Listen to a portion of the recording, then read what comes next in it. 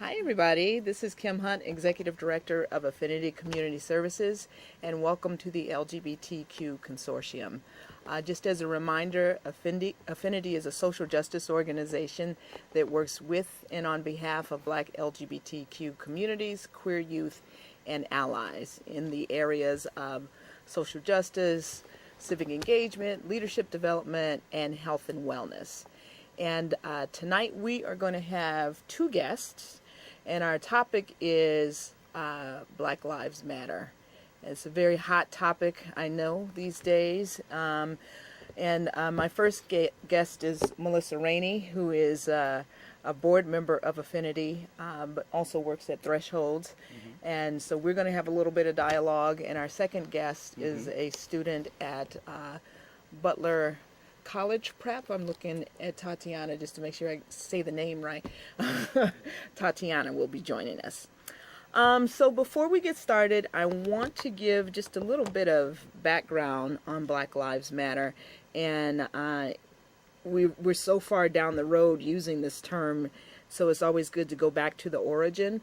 And I'm referring to an article that was on the Feminist Wire in October 7th of last year, written by one of the people who created the hashtag Black Lives Matter, Alicia Garza.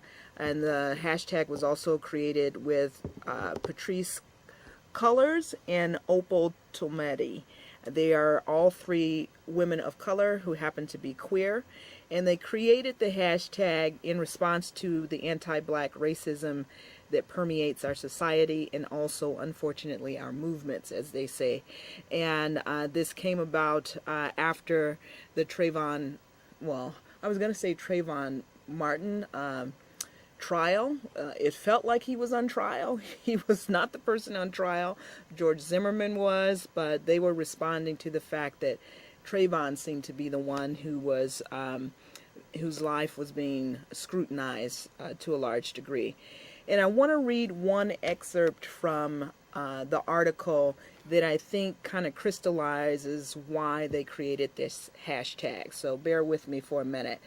The article says, Black Lives Matter is a unique contribution that goes beyond extrajudicial killings of Black people by police and vigilantes. It goes beyond the narrow nationalism that can be prevalent within some Black communities, which merely call on Black people to love Black, live Black, and buy Black, keeping straight cis Black men in the front of the movement while our sisters, queer and trans and disabled folk, take up roles in the background or not at all. Black Lives Matters affirms the lives of Black, queer, and trans folks, disabled folks, Black undocumented folks, folks with records, women, and all Black lives along the gender spectrum. It centers those that have been marginalized within Black liberation movements. It is a tactic to rebuild the Black liberation movement. So I thought that was a very profound part of the article, and we've been discussing this term at Affinity in light of all that is going on around us. And so Mel, I'm just going to start with this question. What does Black Lives Matter mean to you? Well, definitely the definition you gave was very detailed. For me, it's simply validating. Well, I don't even want to use that word. It's simply adding and stating loudly that we are here, we are someone. And the fact that we have to declare that to the larger audience says a lot about the world we're in. Because all lives matter. But to have to say that Black Lives Matter means that I have to underline that so that you may acknowledge or become aware of the fact, where maybe it is hidden and not even hidden. I wouldn't even use that word either. So there's two words I wouldn't use. It's not hidden, it's obvious. But I dare not try to figure out where other people are operating from.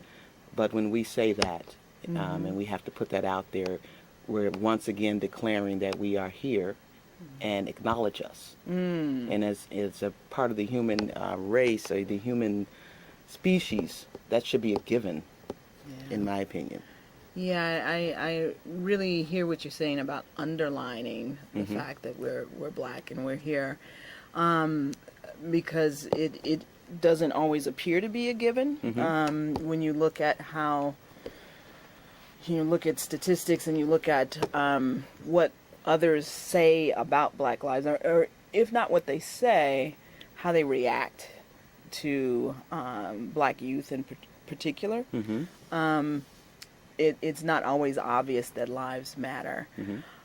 We've also been talking about this notion of LGBT and Black lives, because, as you know, being a board member, I think the thing that kind of underlies all of the work that Affinity does is this notion of needing to underline Black in LGBT communities and underline LGBT in Black communities.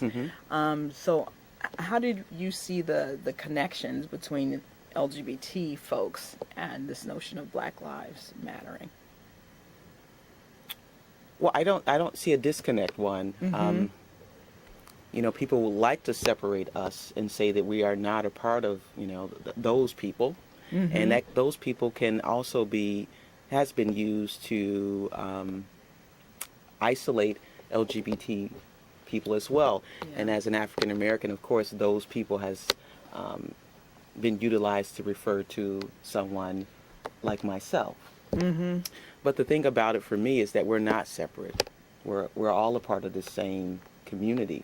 Yeah. As LGBTQ, we're in the larger community. We're a part of the larger community on the south side, on the west side, on the north side. We are still African Americans or people of color, and it's not separated. Yeah.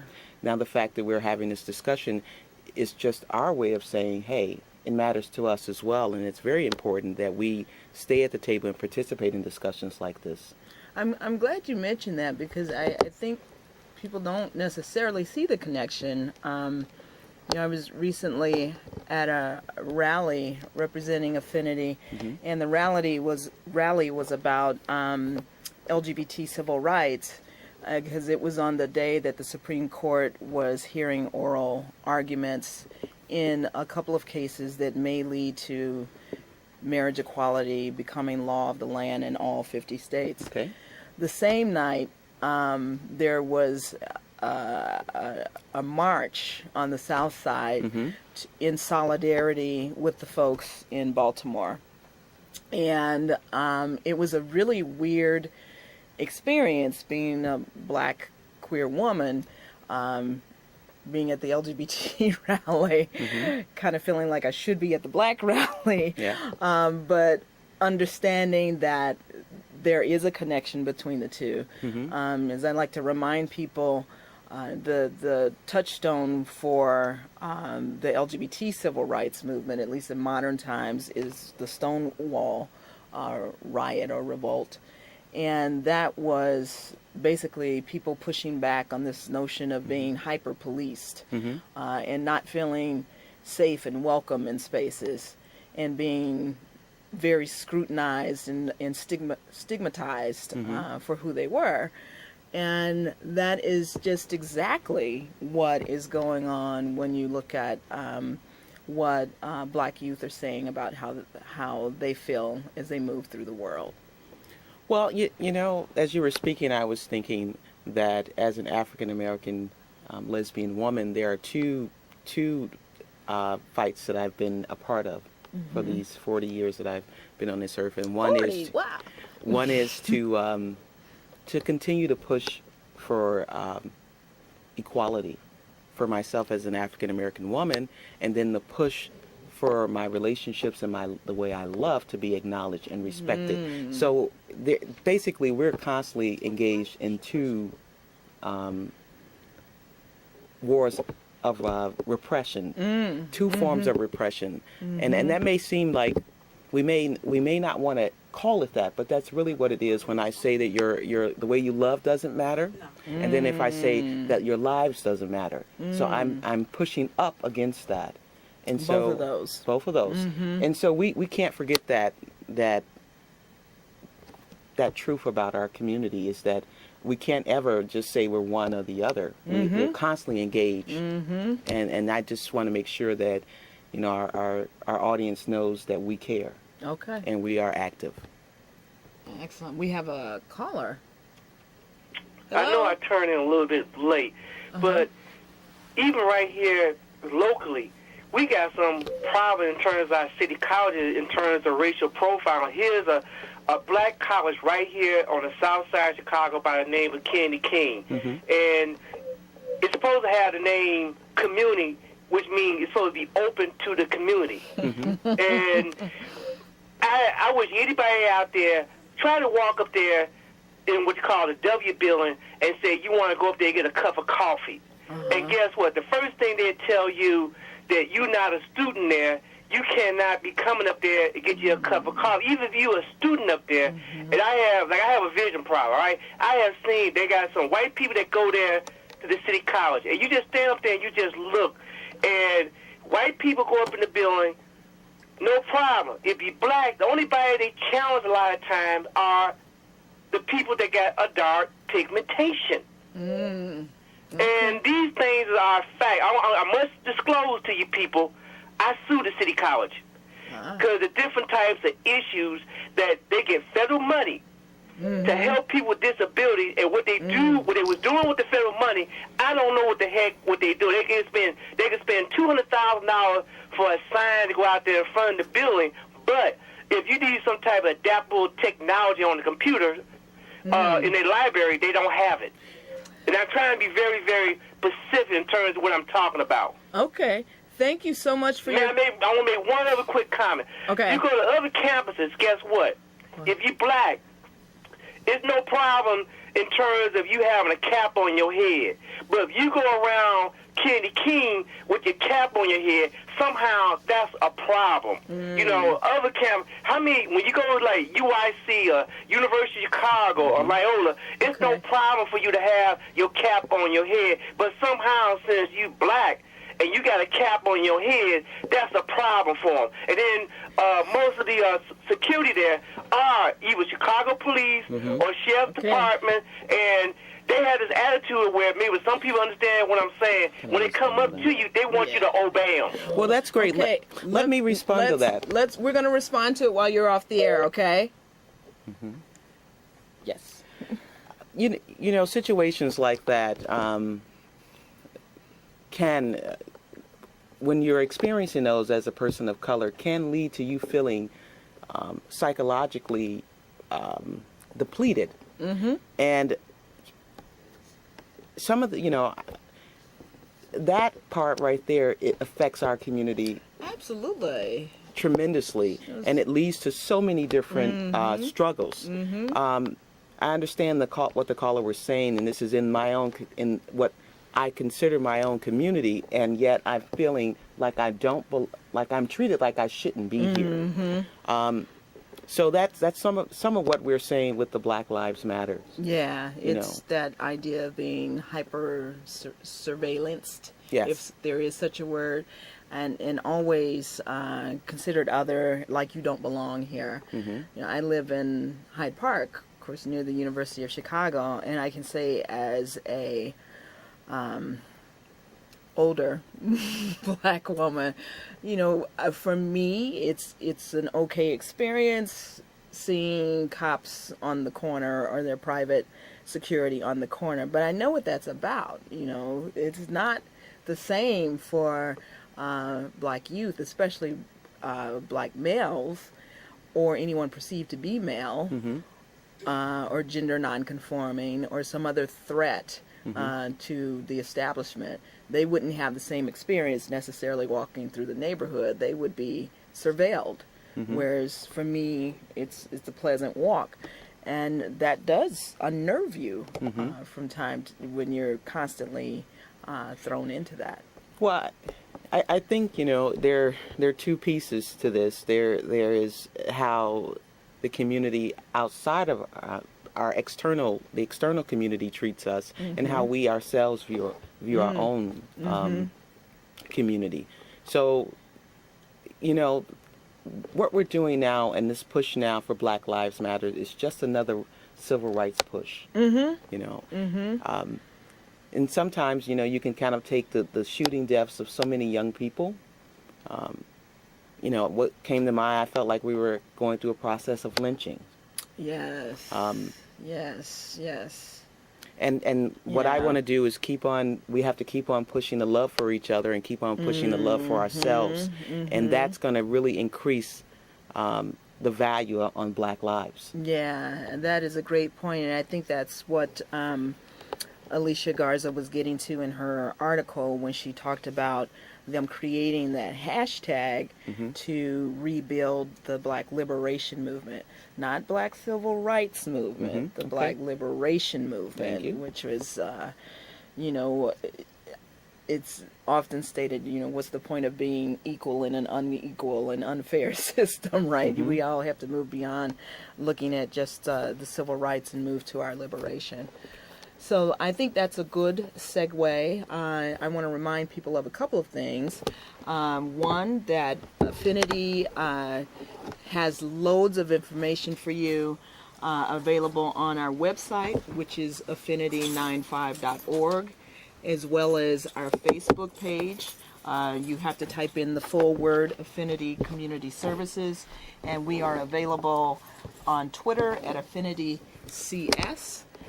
I also want to remind folks that this is a call-in show, and I know some people are calling, and the number is 312-738-1060. And through the magic of television, we have our second guest here, Tytiana, who is a student at Butler College Prep and was a big help to us at our Burning Bowl event, and now she's here to talk about this interesting topic. First of all, what year are you in school, Tytiana? Yes. You're a freshman? Yes. Freshman, all right. And in that first year. So I'm going to start with the same question that I started with for Mel. What does Black Lives Matter mean to you? Black Lives Matter means to me, it's like, it's bringing attention to like what people don't pay attention to about Black lives. I feel like that Black lives are being deprived of our human rights and our importance. Like, we're not important enough, and I feel like that the Black Lives Matter has brought attention to how important we are as a community and as one, and not as one person, be that race, gender, ethnicity, anything. So I feel like it's really important. And when you talk about the things that people not feeling like Black lives may be important, can you give some examples of how that's demonstrated? It's really demonstrated through, can you say, racism. Racism, I see it a lot during school, and when I'm out of school, I see it a lot. And it's really, like, you can see it all the time. You just have to pay attention to where you see where Black lives matter and where they don't. And how do you think being part of the LGBT community and the Black Lives Matter come together? I feel like it's like a diverse issue. You know what I'm saying? So like, people think that we're different just because we're not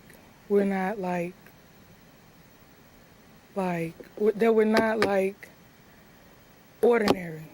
So people think we're different, but we're really like together in a sense, because me being as a Black woman, I feel like that my life matters. It doesn't matter if I'm gay, straight, or anything. I think my life matters, so I don't think there's any disconnection between Black Lives Matter and the LGBTQ. Have you observed for other people how it may feel different for them, or they experience it differently? Yeah, like, some people might take it really hard and might like think that nobody wants them to be what they want to be. Like that's like, say if somebody wants to like come out, you know, and they don't think, they feel like alone because they think that people don't think that they need to like be that way, and they're scared of what people will say about them. Yeah, and family, People, yeah. community. Okay. Are you, tell me what it's like for you kind of moving through the city as a young Black person. Moving through the city is real different. It depends on where you are. It's like, so moving through the city for me is like you're moving through the city, but you have to be cautious at the same time because you don't know what's going to happen or who you're going to encounter or anything like that, and you just have to be cautious of like where you're surrounded. And if you, what would you say to people who feel like Black lives don't matter? I'll say, because people have their own opinions.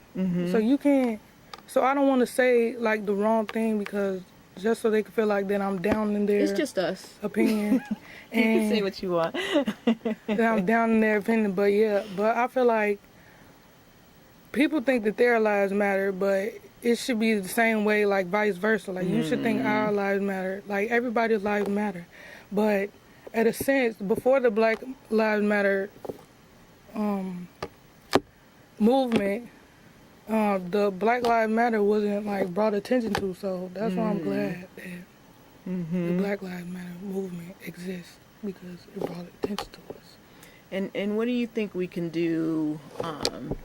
You know, sometimes these movements have these moments where they're really, really hot, and then they just kind of disappear. What do you think? As a younger person, I don't like to say young because I don't like to imply that I'm old. But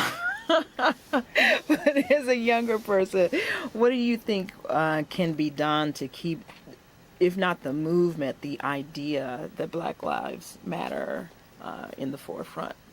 I think by doing stuff like this, like bringing it to attention to people that still don't know about it, like you can like during the protest, the Black Lives Matter protest, that's where everybody started knowing, like becoming familiar with it because they seen like how much it means to us as people. So you just gotta know, like if they see how much it means to us, then they'll know how important it is. So you think that by demonstrating how much it means to us, other people will see that Black lives are important and Black lives do matter. Yes.